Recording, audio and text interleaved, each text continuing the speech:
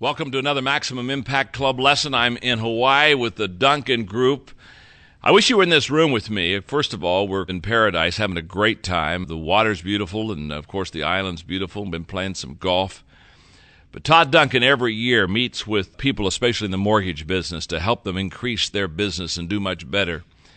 And I have been privileged to be with Todd on a couple of these occasions, as I am today. And the people in this room are high energy, very successful people who really want to add value to others. And it's been my joy to get to meet them, people in the mortgage business all over America. And Todd just does a great job in leading them and helping them and having this conference every year. And before I give you my maximum impact lesson, I want to say something about Todd Duncan because he's not only a wonderful friend of mine, but Todd adds a lot of value to me personally. I grow from what he teaches. I grow a lot from just our times together. In fact, when I'm done with this lesson today, we're going to play golf today, and I look forward to that. Look forward to more being with him than I do playing golf. I'm not sure how good the golf game will be. In fact, let me back up. I know how the golf game will be. And so the conversation will have to be worthwhile. You understand that, don't you, Todd? The game won't be too good, but that's all right. The conversation will be great. But Todd's coming out in January 2003 with an incredible book that I had the privilege of writing the foreword for. It's a Thomas Nelson book called High Trust Selling. And I am very excited about this book. What Enjoy is in the area of leadership to people all over America.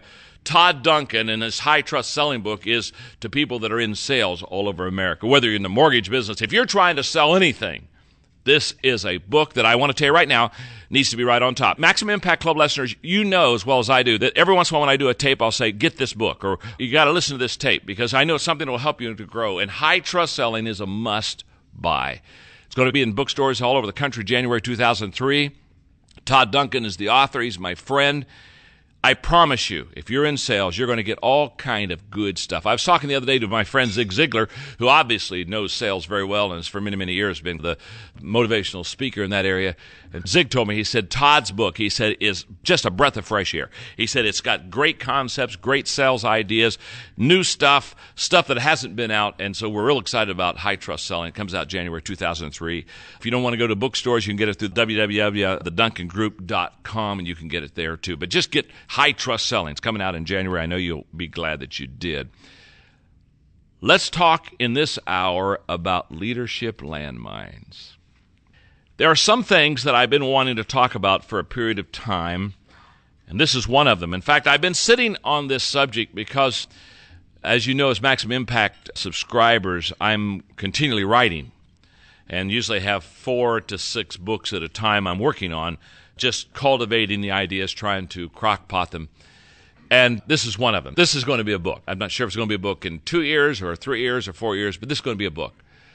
Because I constantly see leaders. I'm talking about the best leaders. I'm talking about leaders who are successful. I'm talking about leaders who are already there. They're building their companies. They're building their organizations. They've got a great team. I'm talking about sometimes the best of the best who all of a sudden get blown up. And I just look at them and I say, oh my goodness. What happened? Why did they do that?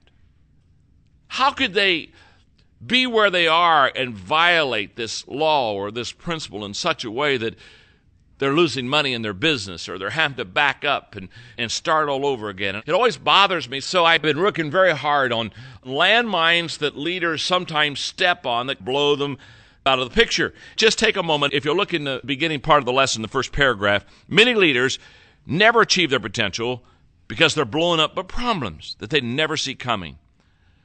And our desire is to learn the most common leadership pitfalls in this lesson and how to avoid them. I could first of all tell you that everything I'm going to talk about today at one time have stepped on one of these landmines, okay? So you're listening to an injured leader, okay? You know, if you could see me, I have both arms in slings, you know what I mean? I just come out of traction. Now, in other words, we all at times step on landmines. And I can remember when I first started, as you know, I started off as a pastor in Hillham, Indiana, a little country church. And I'll never forget, they had a real little lobby. I mean, a real little lobby. Well, the church only seated 85, so it has to be a little lobby. It's kind of like a phone booth, okay? Now, get the picture. And there's this ugly, ugly, ugly painting on the wall in the lobby. And the first thing I thought when I saw this, I thought, oh, that's an ugly painting. I just thought, who would want an ugly painting there? I mean, who would put an ugly painting there? Who would keep an ugly painting there? So the second week I walked in, it was still there, and I thought, that needs to be taken down.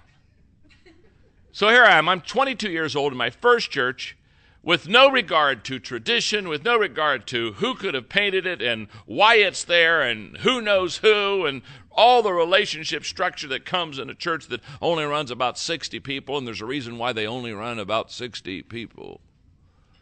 I took the painting down. And the rest of the people started coming to church that morning, and I was in the sanctuary. They were gathering in the lobby, and I could tell that there was a sense of hostility, and I began to feel negative energy. And I walked in there, and they were all asking the same question: who took down Grandma's painting?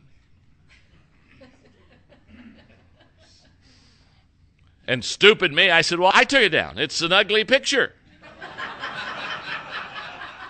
It's one thing to step on a landmine. It's another thing to want to camp out on the landmine. To bounce up and down and say, could you blow me up some more? I got one limb left. Could we take care of that one? It's such an ugly picture. I knew nobody would want it up there, and I put it in the back room. Bad mistake. You see, that's when I realized they could have forgiven me for all kind of gross sins. I could have run off the church's secretary, and it would have been better than taking Grandma's painting off the wall. You see, the lesson I learned that day is never tear down the fence until you find out why it was put up. Oh my, that was a landmine. Well, we all have landmines that we step on as leaders, and I understand it because we're active and we're moving. So I'm not saying that your life is going to be free of landmines. I'm just going to talk in a moment about landmines that will just absolutely wipe you out if you're not careful. Many, many years ago in a Maximum Impact Club lesson, I did a tape that has become a very popular tape. A lot of people go back and get it. It's entitled, How to Get Out of Your Own Way. I basically said, I'm going to teach you how to run a race without killing yourself and without sabotaging yourself. In fact, I used to say, you don't need to worry about the competition. Most leaders I watch don't need to worry about the competition beating them. They'll just do something stupid in the race and disqualify themselves. And so the whole tape was basically how to get out of your own way. It's like one of my friends said one time, if I could kick the person most responsible for most of my problems, I would not be able to sit down for a week. So let's do some leadership landmines, okay? And they're not in priority. There are just 10 of them, but they're just 10 landmines. In fact, let me tell you what the most difficult thing about this lesson was for me. I had about 26 of them. And I thought, oh my goodness, you can't do 26 unless you're doing a series. You follow what I'm saying? So I'll do 10 now, and if these 10 fit good, maybe a month or two or a year or two down the road, I'll do some more landmines that perhaps could be. But let me give you 10 that I think you just really want to be careful of and watch out for. Landmine number 1. This will surprise you. Landmine number 1, today's success. It's a huge landmine. I see people all the time, unknown to them, because they're enjoying the seeds of their success, mess up because they want to stay in that vein. It is so true. Right beside today's success, I have in your notes, what got you here won't keep you here. And that is so very, very true. I wrote a book called Failing Forward, and Oprah Winfrey found it out, and so she has a network called Oxygen. About a month ago, I went to New York City to do some camera work with them because they're doing a special on businesses that have failed. And in their special on businesses that fail, they're talking about how certain business people, they come back from failure and do really well the second time and reestablish and rebuild, and how other people, it just disqualifies them. I mean, they're out and they stay out. And so basically they're doing these little case studies of businesses on the Oxygen Network, and they're using my book Failing Forward as kind of the foundation to teach people how to fail correctly or how to fail successfully. So in the interview, they asked me to talk about some of the things that people that step on these landmines or fail in these businesses, to talk about how to re-enter. And one of the things I said, and I'll never forget, because when we were doing the taping, after I did this section of taping, they shut off the cameras and we got into probably about a 10-minute dialogue because they wanted to talk to me about it a little bit more. I told them, I said, in my office, I have a sign that really helps me. It really helps me because I was talking to them about this landmine right here of holding on to your success until it begins to turn in a negative way to you, begins to hurt you instead of help you. And so what I did is I said, I have a sign in my office, and the sign just really keeps everything focused and crystallized in my mind. The sign reads, yesterday ended last night. It's a great sign. I look at it often. And when I want to celebrate because yesterday was a good day and we did well in the business and we helped people and we added value and I want to celebrate, I look at the sign and I say, okay, John, that was yesterday. Yesterday ended last night. Celebration's over. Go home, go to bed, get some sleep. It's another day. If you're still living off of 2 months ago's success and saying, oh man, I tell you, it's never going to get any better and I'm going to embrace this. We always want to be like this and this is what we are and this is who we are. We want to hold it just here. Life is not a snapshot. It would be wonderful at the pinnacle of your success if you could take a picture of it and say nothing will ever change. But it will change. And if you don't change with it, what got you there yesterday won't allow you to stay there today. Yesterday ended last night. Now, it's also true about failure. And when I was doing the Oxygen Network stuff, I was talking about failure, and I was talking about the fact that, okay, yesterday was a bad day. You didn't do very well yesterday. It was not a good day for you. Hey, yesterday ended last night. The ability to let go is absolutely huge and very important, what I'm talking about right here. The ability to let go of your successes, the ability to let go of your failures, that is absolutely essential. In your notes, the wrong question is, does this job have a future? There's never been a job that's had a future. The right question is, do I have a future? That's the question. And the answer is, the only future you have is to keep growing and developing. When you're successful, what's the tendency? Don't change anything. Isn't that right? Now, some people said, well, when you fail, it's much easier to change out of failure than it is out of success. If you've gone down, lost your company, and gone bankrupt, one day you wake up and say, I probably should change some things. This is not working. But when you're humming and cooking and things are going well, the tendency for you is to build fences around it and say, okay, this is it. We found the secret. This is the way it's going to be. This is the way it always will be. And that's where we get into trouble all the time. You got to keep reinventing yourself. You got to keep reinventing your company. 90% of what we do as far as profit margin today and enjoy, we were not doing 6 years ago. 90%. And when we looked at our game plan for the next 5 years and the growth that we're planning to have in our company, nothing in the next 5 years is determined on what we're doing right now. So that success that you have, it can be a landmine if you just begin to embrace it and hug it and say, let's hold it just like it is. All my life I've done my best to reinvent myself, to keep growing, to keep developing. I went from a pastor to a leader, to a communicator, to an equipper, to a developer, to a partner. I've gone through 6 phases in my life as a result of nothing more than growth. Let me put it this way. If what you did 5 years ago still satisfies you, you're not doing anything today worthwhile. I tell pastors, pastors, if you can look at a message you preached 5 years ago and still think it's good, you're not growing. I look up stuff I did 5 years ago and I want to apologize. I want to send out a public apology. Please forgive me. I'm so sorry I put that on you. It's terrible. You see, a sign of growth in your life is when what you did yesterday no longer thrills you. Not because you're bored, but because you're growing. And that landmine of today's success, so many times we want to stay right there, and it's going to get you, I promise you. It's only a matter of time till it blows up.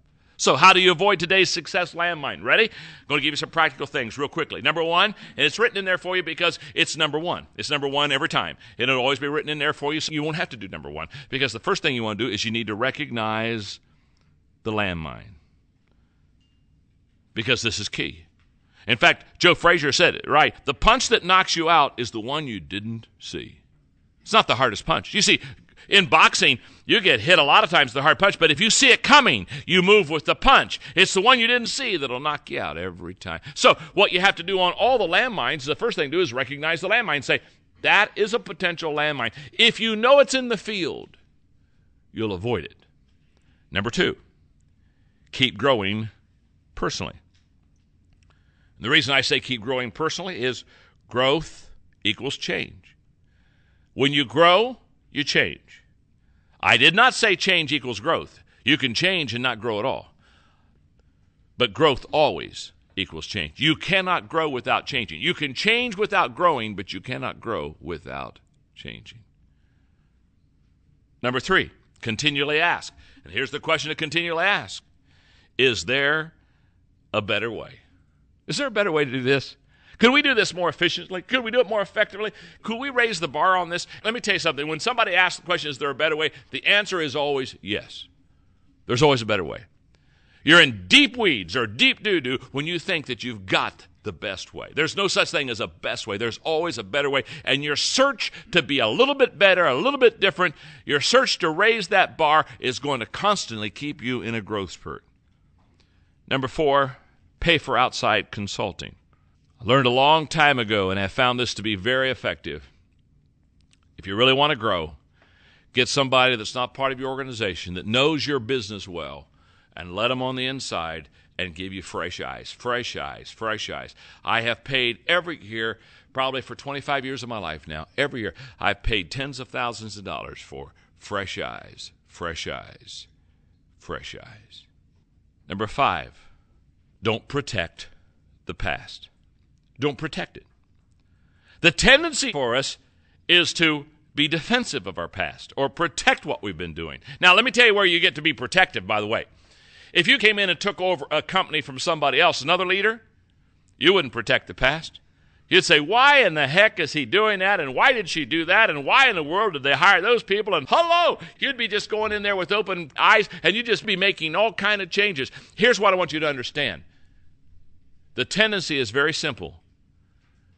We have a tendency to protect our past. Decisions we've made. People we've hired. Can I tell you something? If you hired some bad people, I got news for you. Go fire them. Quit protecting them. Well, I think they're going to make it. I know they have for 7 years. I can see a spurt of growth. You know, by 2026, I believe they're going to get there. No, you just made a bad decision. See, it's easy for you to say, the last guy made a bad decision. I'm going to let this person go. Where the real effort is when you have to say, no, I made a stupid decision. And I'm going to make the change again. So don't protect the past. Number 6, build on your success. Don't sit on it. Build on your success. Don't sit on it. Don't erect a monument. Don't get a throne. You follow me?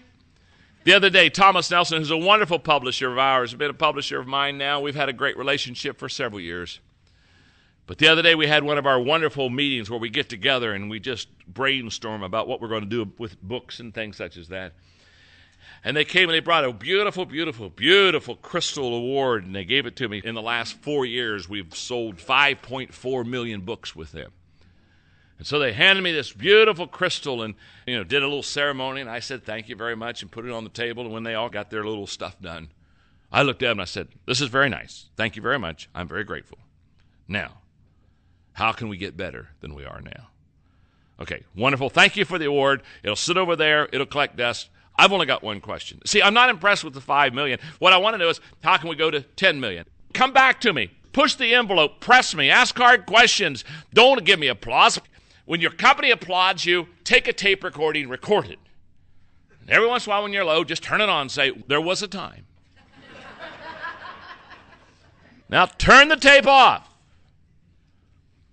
Start growing, start improving, start in a disciplined lifestyle to get better, and keep people around you. Listen to me carefully. Keep people around you that are not impressed with you. The worst thing that happens with leaders is they build a team of, oh, you're so wonderful, and oh, you're so smart, and you're so fast, and you're so good, and you're so wonderful. Oh, could we bow down to you one more time? Oh, you are just awesome. Get rid of those people. They're worthless to you, worthless.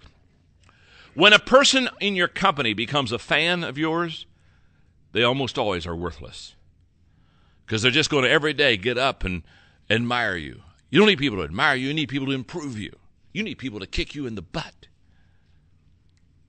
You need people to say, I don't think that was a good idea, and I think we could have certainly done a better thing if we'd have done this. That's what you need around, because they're the ones that will move you, and they're the ones that won't let you sit there on today's success. That's a landmine. Okay, landmine number 2. Losing touch with your people. It's a landmine.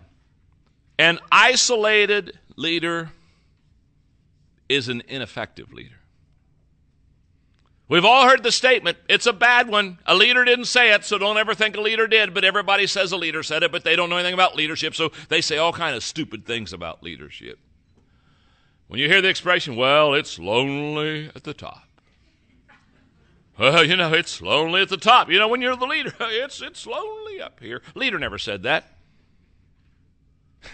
If you're at the top all alone, nobody's following you. Get off the mountain. Go down and find the people. What a thought. Connect. When leaders lose touch with people, when a leader becomes isolated, I promise you that leader will become ineffective. You've got to walk slowly through the crowd. You've got to listen to your people. You've got to hear what they're saying. You've got to sense what they're feeling, and you've got to hang. You just got to hang.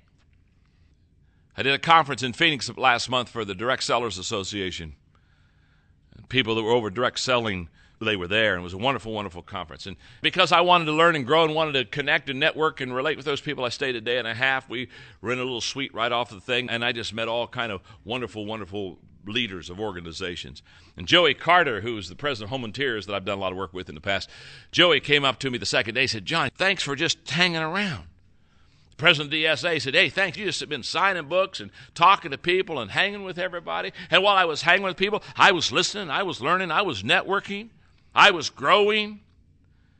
I listened to a successful businessman, it was incredible, who told me he started with $10, built this multi-million dollar business. I mean, I'm just sitting there and I'm just taking notes. I'm saying, well, that's good. I'm just drinking it in. Another person told me, I was walking through the hallway and somebody gave me the difference between a dream and a fantasy. They said a dream is a big idea with a strategy, and a fantasy is a big idea without a strategy. I thought, oh, excuse me. I know we're walking, but I got to get my notebook out. That needs to be in one of my books that you can buy down the road. All right, how do you avoid losing touch with your people? Number one, recognize the landmine. Look at your notes. Success leads to withdrawal. What happens with successful people is they say, I don't need to see them. I got this all wired. In a sense of arrogance, withdrawal, they say, I've got this. I don't need to see those people. Now, failure leads to withdrawal too. See, success and failure both lead to withdrawal. The difference is if you're a failure, you don't want to see them. I don't want to see them. Boy, it just reminds me of bad decisions and bad times, and so you withdraw. Both success and failure, the tendency is if you get real successful or if you get real bad, the tendency is to withdraw. The second way, though, to avoid losing touch with people is to value people. They're the only appreciable asset that you and I have. And number three, boy, this is so huge. Avoid positional thinking. I hate to see people that are wrapped up in their titles and positions. The people in my company all the time, I mean, they're on my team, and I'm with them, and sometimes I got to introduce them to somebody, and I look at them and say, now, what's your title? Titles are totally meaningless to me. I did a lesson many, many years ago called Leading from the Middle of the Pack, and the whole theme of the lesson was that leadership has nothing to do with what your position is. It has everything to do with what your influence is, and it's an absolute fact. And I, a long time ago, said, people don't work for me. I don't have people work for me in my companies. I got people who work with me, but nobody works for me. We just work together. We're all on the same team. I have teammates. I don't have employees. Long, long time ago, I gave up titles, I gave up positions, I gave up name cards, I gave up all that baloney. Doesn't matter. If you're good, you don't need it, and if you're bad, it won't help you. And the more insecure a leader is, the more titles they want. I've watched it happen all throughout my life. Avoid positional thinking. Number 4, love the people you lead. It's just a fact. I've said it so many years. People really do not care how much you know until they know how much you care. Number 5, understand that you're in the people business. That's what you're in. So I'm talking to this room. Many of you say, well, we're in the mortgage business. No. You're in the people business. You happen to get loans for people, but you're in the people business. And number 6, understand the law of significance. It's out of the law of teamwork, and the law of significance just says 1 is too small of a number to achieve greatness. If you can achieve your dream by yourself, you don't have much of a dream. Losing touch with people, major landmine. Number 3, betrayal of trust. In fact, that's a landmine we're seeing major corporate leaders stepping on right now. Is that not true? WorldCom, Enron, hello. I was just interviewed 2 days ago while I was here from a reporter in the States, one of the major wire services, on what's happening in corporate America. And all they want to talk about is, why do leaders betray trust? Why do leaders say one thing and do another thing? This whole issue. You see, leadership functions on the basis of trust. That's the whole foundation of leadership.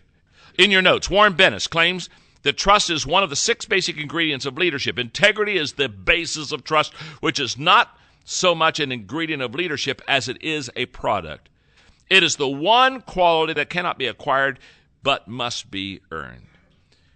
It is given by co-workers and followers, and without it the leader cannot function. Trust is the foundation upon which relationships in every setting are built. And receiving trust from others is a result of 3 things. Number 1, character. Basically, who you are on the inside. Number 2 is competence, what you're able to do. And 3 is consistency. Character, competence, and consistency. Those 3 must mesh together for you to build trust and to receive trust from your people as a leader. So how do we avoid the betrayal of trust landmine? Number 1, it's in your notes. Recognize the landmine. Stay with me in your notes. What's the first thing that you think about when you deal with people you don't know, people you've never done business with before? The first thing we think about is, how much can we trust them? Number 2, value character more than success. So that when Tylenol 8 years ago had their problem, they pulled all the Tylenol stuff off of the shelf because it said it didn't fit their values statement, and they said we'll lose hundreds of millions of dollars because our values and our character is more important than our success. Number 3, focus on shared goals more than personal agendas. A leader must always consider the fact that he or she is leading the company for the benefit of the people. Number 4, stay away from politics. I've always done that very well. I'm here to tell you right now, I don't allow it in my company. I don't even like it. Boy, I'm telling you, we just stay away from politics. Well, I know they're not producing, but, they got some influence here and leverage here, and let's play the... No. Kill that cow immediately. Just go kill it. Hey, let it be known very quickly, you can't be bought. You just can't be bought. Man, do you know how wonderful it is for people to look at you and you just look at them and say, I don't give a rip? Do you know how wonderful that is? To be able to look at somebody and say, it's all right. Hey, don't have to have the job. It's okay. It's no problem.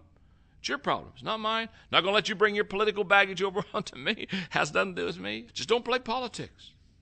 Number 5, do the right thing regardless of personal risk. Just do the right thing regardless of personal risk. We say, what's going to hurt me? Well, then get hurt. Number 6, be accountable to others.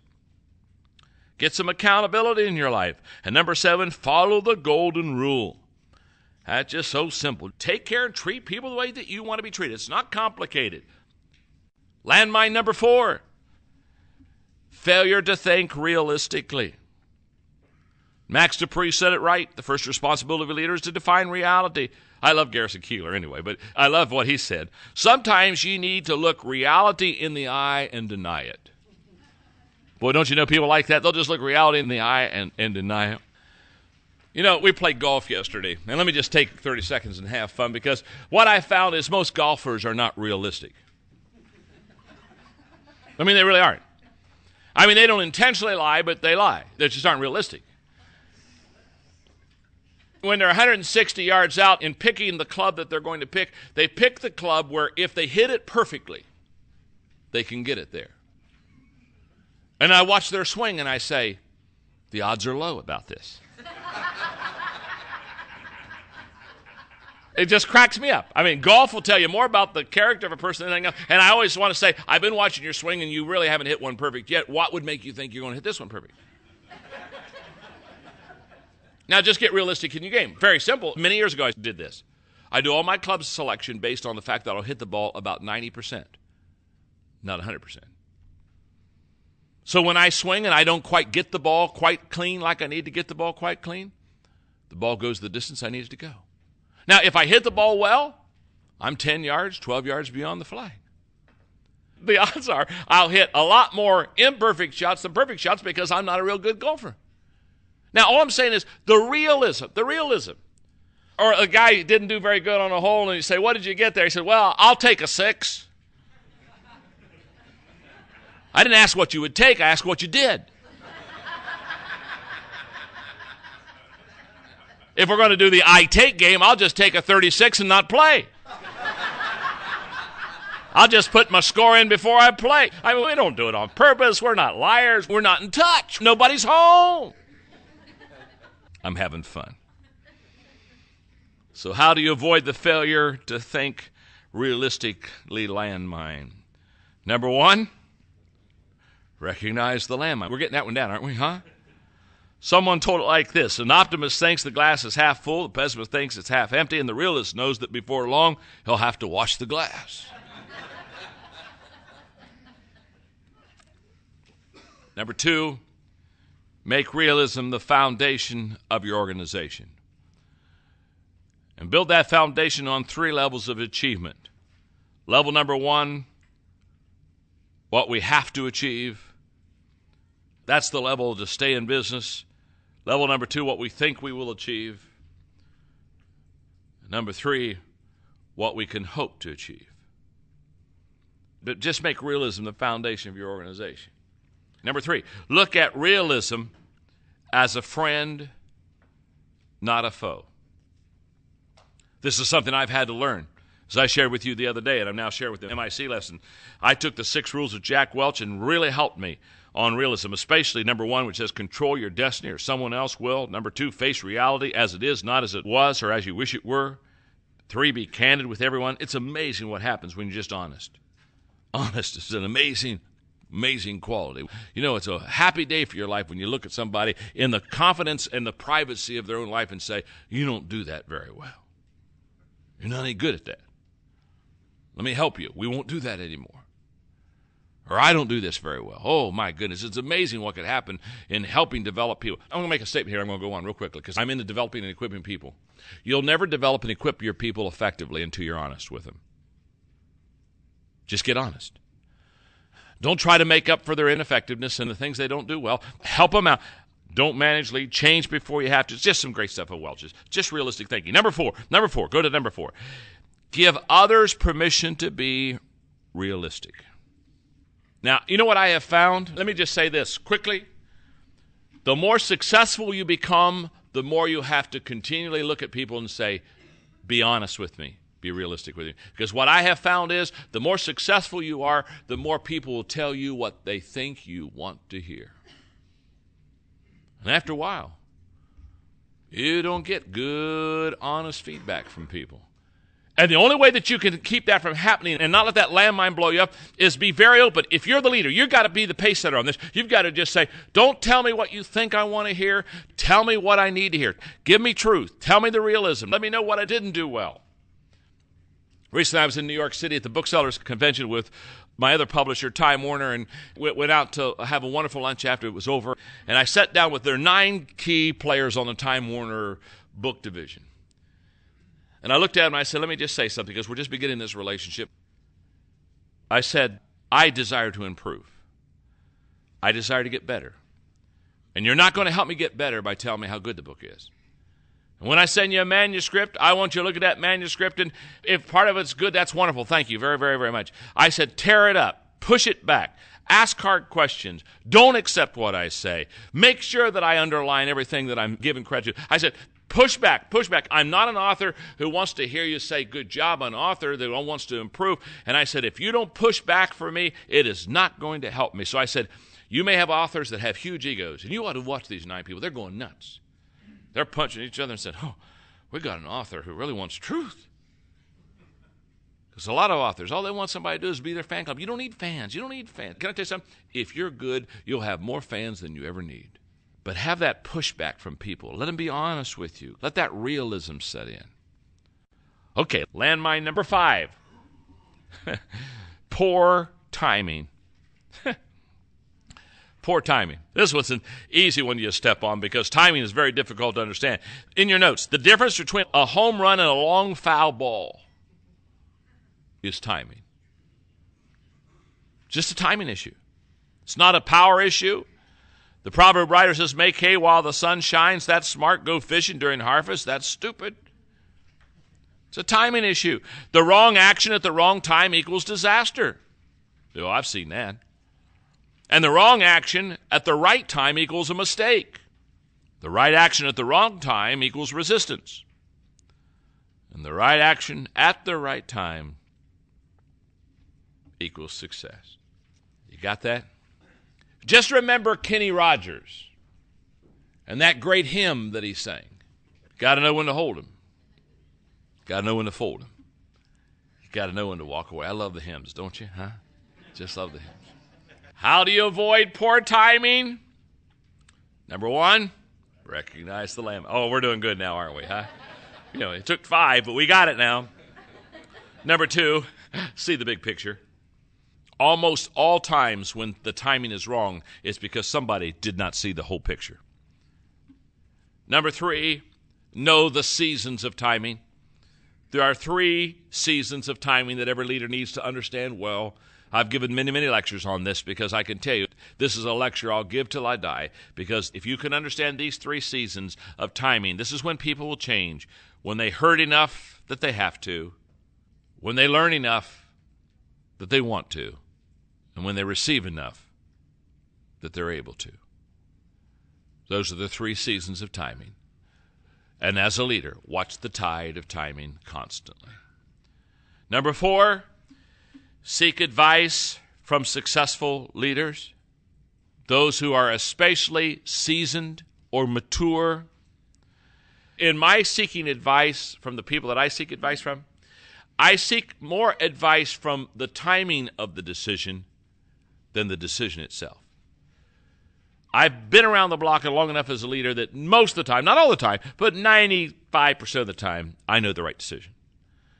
So now when I sit down with a seasoned person who's gone through it, what I'm asking them is not, is the decision right? Oh, I'll throw out the decision. If it was wrong, they'd say, hey, John, that's a stupid decision.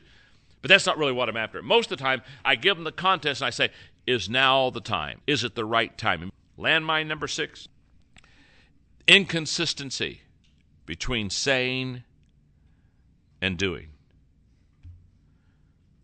Inconsistency between saying and doing. Goes back to the fact that a pint can't equal a gallon if the pint is the example, because it's worth a gallon of advice. Always has been, always will be. By the way, I didn't learn this as a young leader, and so therefore, as a young pastor, I would get up and I would preach messages that I didn't know anything about, because I was inexperienced and I was young, but I thought if you just speak it, people will follow. I thought that people followed what people heard. What I didn't realize is, no, people follow what people see, not what they hear. The first 6 months, they'll do what they hear from you because they don't know you. But the moment they know you, they no longer will follow what you say. They will follow what you do. They'll follow your example. 89% of what we learn, Stanford research says, we learn visually. We learn through our eyes. We learn through watching the patterns of people. And as a young pastor, I just thought if I got up and preached a message, people would listen to it and follow it. After 6 months, they weren't listening to my message. They were watching my life. So how do you avoid? In your notes, leadership is visual, and example is the key. And when you're saying and not doing, at best it's going to be temporary leadership. And when you're doing and not saying, it's incomplete leadership. But when you're saying and doing, now you are into ultimate leadership. Trust me, you want to be a tour guide, not a travel agent. Travel agent sends you somewhere and bon voyages, gives you a couple souvenirs and blessings and hope you catch your flight. Tour guide says, follow me. Been there, done that. How to avoid the inconsistency landmine? Number 1, recognize the landmine. Number 2, ask yourself this. Before speaking, ask yourself, am I doing this? And number 3, before doing, ask yourself, am I teaching this? And number 4, do I use a lot of personal examples when I speak? Number 5, Do I often speak about my weaknesses? This gives a sense of reality to what you're saying. Number 6, do I say follow me or do I say go do it? A book that greatly impacted me, it's no longer in print, and I'm so sorry it isn't, because if it was, I would recommend it very highly to you. But if you ever find it, or if you go to Amazon.com on used books or something, there's a book by Fred Smith called Learning to Lead. And he has a chapter in there called Incarnational Leadership that is worth the whole book. And basically, Fred Smith, this great, great leader himself, basically said that what you say and what you do has to match up for you to be a consistent leader. And until the people see that, they will not buy into you, nor will they follow you, nor will they trust you. Landmine number 7. This one I wish I had time to talk to you about in depth, but I'll just give it to you, and we'll talk a little bit about it. Advancing in position, but not personal growth. It's a huge landmine. In other words, we get a promotion, but we're not growing. Bad news. Look at your notes. It's okay to be over your head because you grew into the next level. It's not okay to be over your head because you were given the next level. Now, just stay with me. Put first by the first statement, put second by the second statement. And I wish I had put this in your notes so it had been more clear, but just stay with me. Just look at these two things I just said. It's okay to be over your head because you grew into the next level. It's not okay to be over your head because you were given the next level. In the first statement, you're over your head temporarily. In the second statement, you're over your head permanently. In the first statement, you'll grow into it because growth is a lifestyle. But in the second statement, you'll lean on the past experiences and luck to pull you through. In the first statement, you will seek mentors and answers. But in the second statement, you'll avoid mentors and answers. In the first statement, you will grow into that level and then grow onto a higher level. But in that second statement, you'll stay at that level and bring everything down to your level. Man, do I wish I had time to teach that. This is huge. It's a terrible thing you do in your company when you give somebody a promotion and they don't deserve it. It's a terrible thing you do for yourself, a terrible thing you do for the people in the company. It's a terrible, terrible, terrible thing. Anybody that goes to a new position is a little bit over their head, but if they are growing into that position, they'll grow right through it and go on to the next level. But if they were given it, they'll never get there. They'll never get there if you give them the position. So how do you avoid advancing in position but not personal growth, this landmine? Number 1, recognize the landmine. Man, you're good. You could finish this, I can tell. Number 2, grow now where you are. Don't say, well, when I get to that next level, I'm going to grow. I love these people. Well, I'm going to learn leadership when I become a leader. Oh, shut up. You tire my mind. Number 3, grow those around you. Always spend time growing people around you. Many times they'll take you with them. Many times you'll take them with you. But you can't go together if you don't keep growing together. Number 4, grow your area of responsibility. What your responsibility is, grow it. Be a producer. Number 5, let growth be your promoter. This is huge. Let growth be your promoter. I'm 55 years old, and I'm still growing. Now, you can ask me a lot of things, and I'd have to tell you, I don't know. You can say, John, are you going to start another company? I'd say, I don't know, but I'm still growing. John, how many books are you going to write? Well, I don't know, but I'm still growing. What are you going to do after you equip 1 million leaders internationally? I don't know, but I'm still growing. You see, the ace that I've got, the ace that I hold in my hand is not what I've done. It's not where I am. It's not who I am, and it's not the position I hold. I've got one ace that is going to produce for me until I die, and the ace is I'm still growing. And I'm just going to keep on moving. My growth will produce any company that I need to produce, and it'll provide any book that needs to be written. The I'm still growing is the key. When a person says, I'm not growing, it's over. It's over. The heavyweight lady has not sung, but it is over. Trust me. My favorite statement in the lesson is this next statement. My goals do not ensure my future. My growth does. Listen to me very carefully. I'm not impressed with goal-oriented people. I can show you more failures. I can show you more people that have written goals on refrigerators that have done absolutely nothing in life. I am not impressed with dreams, and I'm not impressed with goals. Never have been, still am not. It doesn't take much energy to write a goal down. And if you are goal-oriented, if you hit that goal, which will put you in a minority, but if you hit that goal, if you're goal-oriented, your tendency will be to celebrate and stay. Celebrate and stay. So I don't set goals. Never have. Don't plan to. Never set goals for my life. Don't want to. Why would I set goals? I am on a growth plan. And my whole purpose, I am not goal-oriented, I'm growth-oriented. As long as I keep growing, I'll hit every goal, but I'll never be impressed with the goal. I'll just say, well, that was nice. Wrote another book. Oh, I like it. Hold it for 15 minutes. Sing Kumbaya. Kiss the cover. Put it aside and say, and let's keep writing, John. Let's keep growing out of your life, out of what you're learning. Keep passing it on. You're not to be a reservoir. You're to be a river. Move it, baby. Move it, move it. See, as long as I'm growing, I'll have stuff for you.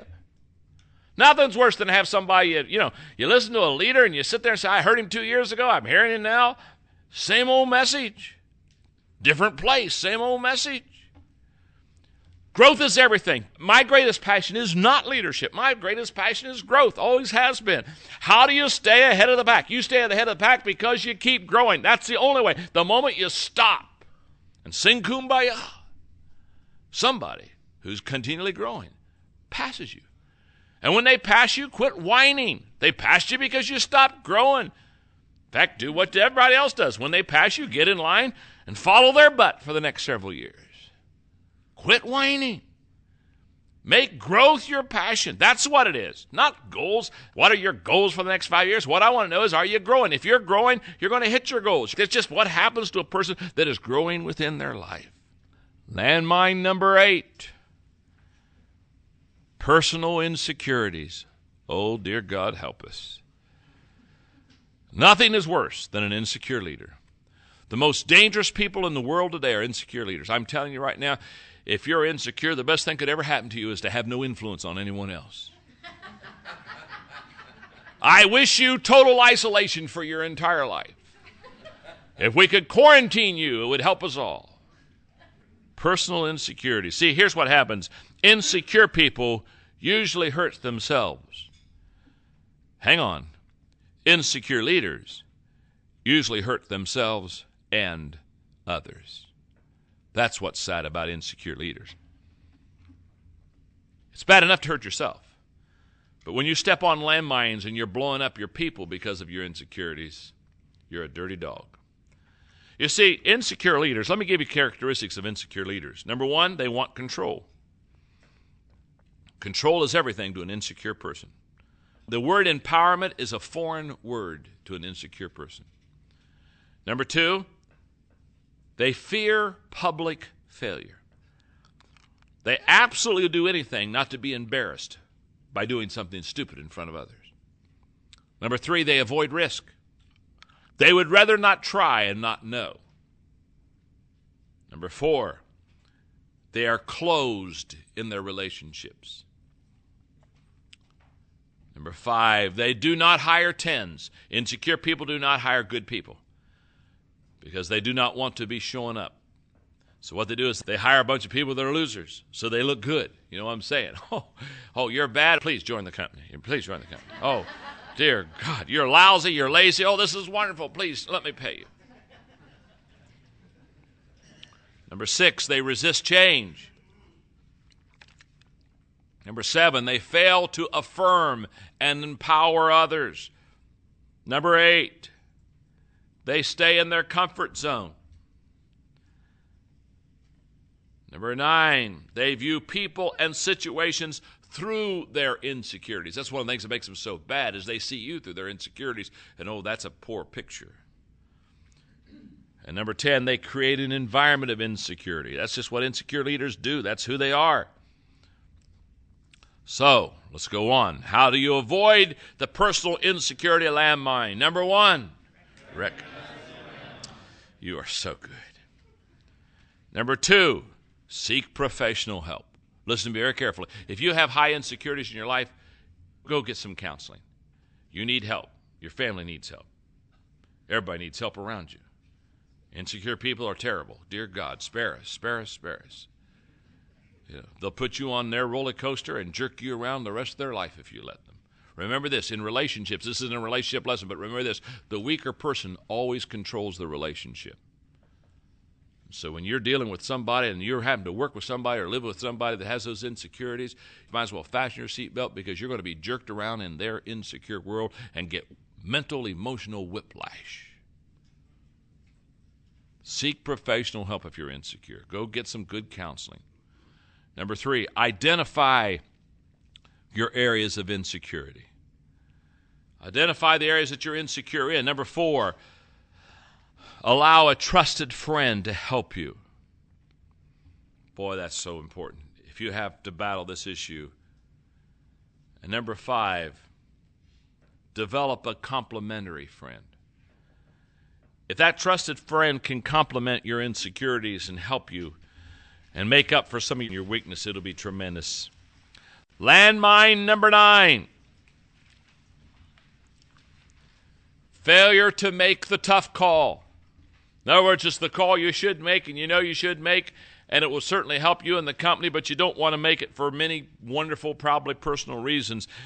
And it's true, 95% in your notes of the decisions a CEO can make can be made by a reasonably intelligent 8th grader. But the CEO gets paid for the other 5%. So quit sucking your thumb. I was talking to a leader the other day, and I asked him, I said, have you ever made any tough calls? He said, well, I'm sure I have, but I can't remember them. I said, you've never made any. You remember, read my lips, you remember every tough call you ever made. Because every time you think of it, you still groan. If you don't groan when you think of a tough call you made, you didn't make one. Each tough call that I've had to make in my life have had these things in common. Number 1, it required much energy, time, and prayer. I mean, it took a long time to make the tough call. Sapped me of energy, took my time, had to go to God. Help me, help me, help me. Number 2, it demanded a risk. Every tough call I've ever made had a risk involved. If there's no risk in this, you're not making a tough call. Number 3, it was questioned and criticized. I've never made a tough call where when I got done, everybody in my company said, oh, what a wise man you are. Now, I've made tough calls where they said, that was one of the stupidest things we've ever seen you do. No. If you make a tough call and get unanimous approval, it wasn't a tough call. Number 4, it cost me greatly. Sometimes it cost me financially. Sometimes it cost me sleep, but trust me, it cost me greatly. And number 5, and this is what I love, it lifted my leadership to a higher level. Many of you in this room and many of the Maximum Impact Club listeners, listen to me very carefully. You're only one tough call away from a breakthrough. In fact, I love the expression, tough calls equal breakthroughs. How do you get a breakthrough? You get a breakthrough by making a call that you don't want to make, but it's the right call to make. And when you make it, all of a sudden, you take yourself or you take your company or you take your family to a whole new level that you've never been on before. Now, how to avoid not making the tough calls, landmine? Watch this when I change it on you. Just because it's not good for you to have to do the same thing throughout a lesson. People get bored by that. And remember, your goal is not to bore people. Remember, when you get to heaven, God's not going to say, well done, thou good and boring servant. You've borne a few on earth, bore a few more here. Number 1, accept tough calls as a requirement of leadership. Just accept it. If you're a leader, guess what? You're going to make tough calls. I'm sure when Moses came to the Red Sea and looked at the waters parting and God said, go, I'm sure Moses said, why do I always have to go first? Yeah.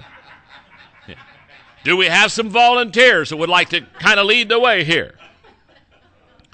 Number 2, do your homework. Tough calls are tough enough, so do your homework. 3, set a deadline. The reason you want to set a deadline is because what do we do with tough calls? Our tendency is to procrastinate. Isn't that true? How many of you, let's have some fun here, Ron. How many of you have procrastinated at least an hour or 2 on a tough call within your life sometime? Thank you very much. So set a deadline. Number 4, seek counsel from the right people. Again, I'm going to say you got to get some outside help. Number 5, make your decisions on principles and values that you believe in. That makes your tough calls consistent with who you are and what you teach and what you believe. And number 6, understand the emotions of making the tough call. Scott Peck was right when he said the best decision makers are those who are willing to suffer the most over decisions but still retain their ability to be decisive. Landmine number 10, failure to develop leaders. Harvey Firestone was so right. It is only as we develop others that we permanently succeed. And by the way, I want to say this. When I started pastoring, I didn't know how to develop leaders. I didn't develop any leaders in my first church. I didn't develop any. I didn't develop one. In fact, I went back after they had, They had me come back after, the 25th anniversary when we built the building. And they were thrilled. They said, we had more people here today than we've had since you left 25 years ago. And they were all thrilled. And I looked out. I was so sad that day. I didn't tell them I was sad, but I was sad. I was sad that there's not one person I developed. There wasn't any person I trained. There wasn't anybody I equipped. There was nobody I mentored. There was nobody I discipled. I didn't know how to do any of those things. Therefore, that church that I grew from 3 to 300, 6 months after I left, it went from 300 down to below 100 because I didn't develop anybody. So everything I teach on growing leaders and developing people today, I've had to learn over the years. College didn't teach me how to do that. Why would they want to give me something helpful, practical, and life-changing?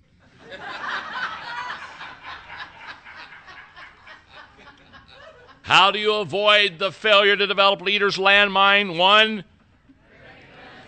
See, I brought it back. I just didn't want to do it in all 10. It's not good to have all 10. You have to leave one out. If not for your sake, for mine. Number 2. Understand the value of leadership. Once you understand the value of leadership, you'll pour time, energy, and money into developing leaders. Number 3, develop yourself as a leader. Remember, you cannot take people where you have not gone yourself. Quit trying to export what you do not have. Number 4, recruit potential leaders. Get the picture of what a leader looks like so that you know it. So when you bring them into your company, you hire them. Somebody asked me one time for Chick-fil-A when I was doing a national conference for them. We were in a question and answer period, and they said, how do I develop leaders? I said, know what a potential leader looks like, because it's easier to develop a potential leader than one that's not a potential leader. So know what potential leader looks like, so you got the cream of the crop, so you've got some potential when you start developing them. And number 5, create a leadership environment. And then I have listed which landmine do I need to be careful and avoid. This is good for you. I listed them there for you. Today's success, losing touch with my people, betrayal of trust, failure to think realistically, poor timing, inconsistency between saying and doing, advancing in position but not in personal growth, personal insecurities, failure to make the tough call, or failure to develop leaders. And I want to close with this one more thought. This is important to our Maximum Impact Club listeners. Daniel Harkavy is a wonderful friend of mine. Many people in this room are very well acquainted with him because he has a wonderful coaching company called Building Champions. Many of you are coached by Daniel and his people on a consistent basis. And I'm convinced the only way to continue to grow on your own level is to bring people beside you who not only will commit themselves to you, but will coach you and know what they're doing so that they can help give you the advice that you need and the accountability that you desire to really grow in your life.